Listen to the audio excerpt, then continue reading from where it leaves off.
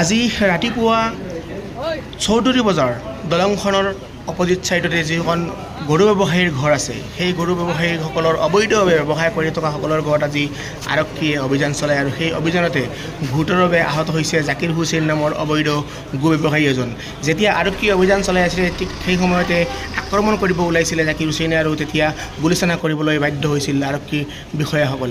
তেতিয়া গুৰুতৰভাৱে আহত হোৱা জাকিৰ হুছেইনক নগাঁও অসামৰিক চিকিৎসা বিদ্যালয়ত ভৰ্তি কৰোৱা হৈছে। কিন্তু কথাটো হ'ল অবৈধভাৱে গো ব্যৱসায় কৰা এই মানুহখিনিৰ কেতিয়া শিক্ষা হ'ব? চৰকাৰে বাৰে বাৰে সাৱধান কৰি দিয়াৰ পিছতো অবৈধভাৱে গো মাংসৰ ব্যৱসায় চলি আহিছে, গো মাংসৰ বেহা চলি আহিছে। এইখিনি কেতিয়া সমাধান হ'ব?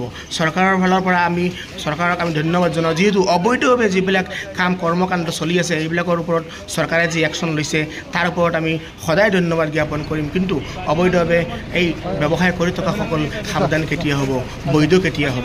এনেধৰণে পৰিৱেশ নষ্ট কৰি পৰিৱেশ বেমাৰ আৰু উৎপন্ন কৰা এটা পৰিৱেশত এনেকৈ অবৈধভাৱে গোমাংস ব্যৱসায় কৰি থকা বহু দিনৰ পৰা পৰিলক্ষিত হৈ আছিলে। কিন্তু বাৰে বাৰে সাৱধান বান্ধি দিয়াৰ পিছতো এইসকল অবৈধ ব্যৱসায়ীসকল কেতিয়াও সাৱধানতা অৱলম্বন নকৰে। চাওক, আমাৰ এক প্ৰতিবেদন দবকা চৌধুৰী বজাৰত আজি ৰাতিপুৱাৰ পৰা কেনেকৈ আৰক্ষী বিষয়াসকলে অভিযান চলাইছিলে তাৰ এক প্ৰতিবেদন আপোনালোকলৈ আগবঢ়াইছোঁ।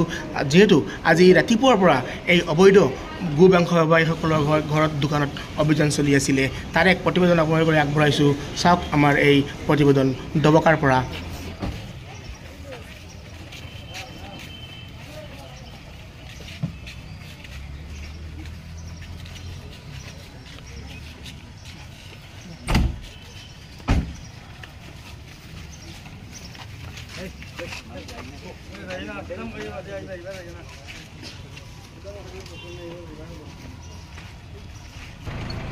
বাকি মানুহখিনি অকমান পিছে বাকি মানুহখিনি চাই যাওক